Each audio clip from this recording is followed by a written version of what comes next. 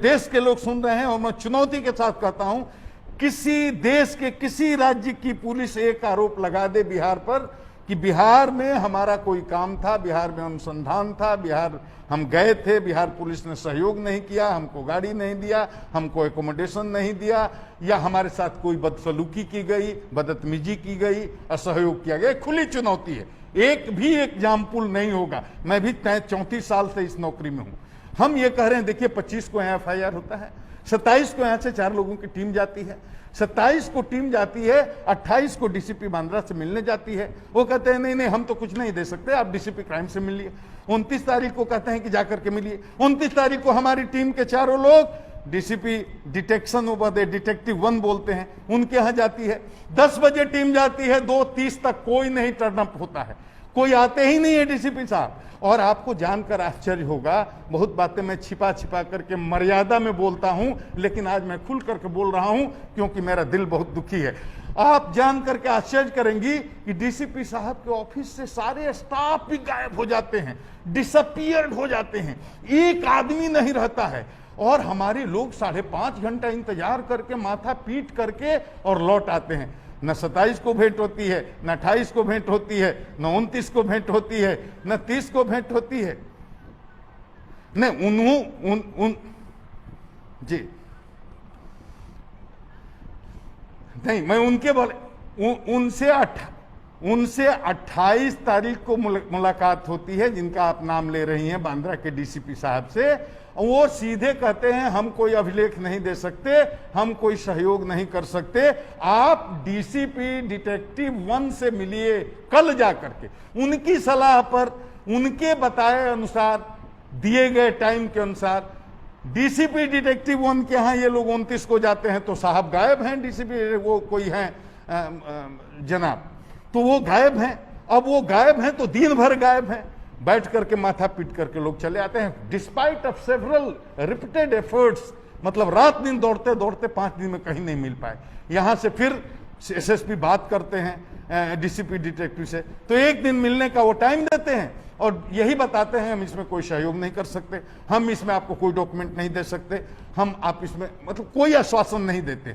और तो नहीं, किस तरह से हमारे अधिकारियों को ठेल करके गाड़ी में बैठाया गया, मैंने आज तक मुंह नहीं खोला। बल्कि हम के मीडिया के लोगों ने पूछा कि बिहार पुलिस की बेइज्जती की गई, मैंने कहा नहीं नहीं, इस तरह कोई घटना नहीं हुई। मेरे लिए बिहार पुलिस, मुंबई पुलिस अलग अलग नहीं है। मैंने उनका सम्मान किया, उनकी मर्यादा का ख्याल रखा, मैंने चाहा उनका नाम बदनाम नहीं हो, इसलिए मैंने नहीं कहा कि मुंबई पुलिस ने मेरी टीम के लोगों के साथ दुर्व्यवहार किया। लेकिन आप यही ना चाहते थे कि हमारे लोग मीडिया से बात ना करें, तो उस तरह से ठेल करके और उस तरह से प्रिजनर्स भान में बैठा करके ले जाइएगा उनको।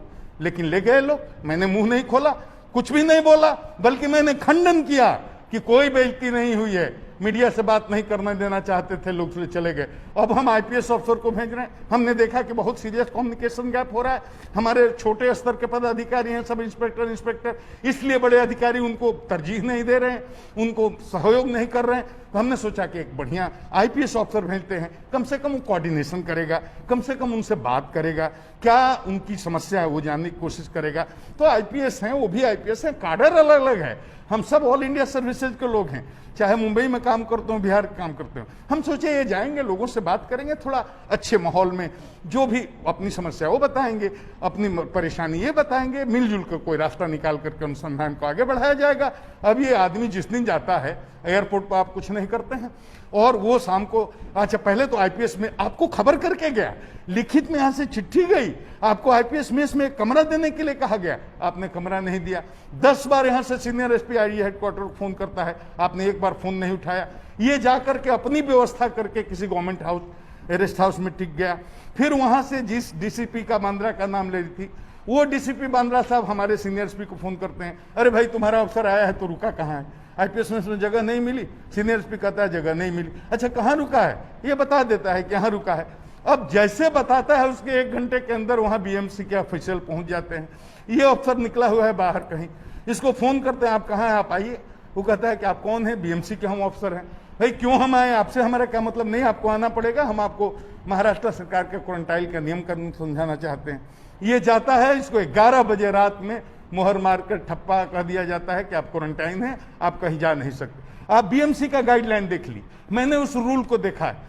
उसमें है कि कोई मुंबई में अगर लैंड करता है तो उसको होम आइसोलेशन में 14 दिन के लिए जाना है। लेकिन उसके दूसरे क्लॉज में दिया हुआ है कि अगर कोई जाता है, उसका कोई ऑफिशियल काम है, कोई बहुत इंपॉर्टेंट काम है, तो उससे बात कर, उसको जान करके समझ के चाहे तो लोकल अथॉरिटी उसको एग्जेम्पशन दे सकती है। आप जानते हैं कि ये गया है और ये ऑफिशियल काम से गया है, और पुलिस पर लॉकडाउन है क्या पूरे देश में? आप बताइए।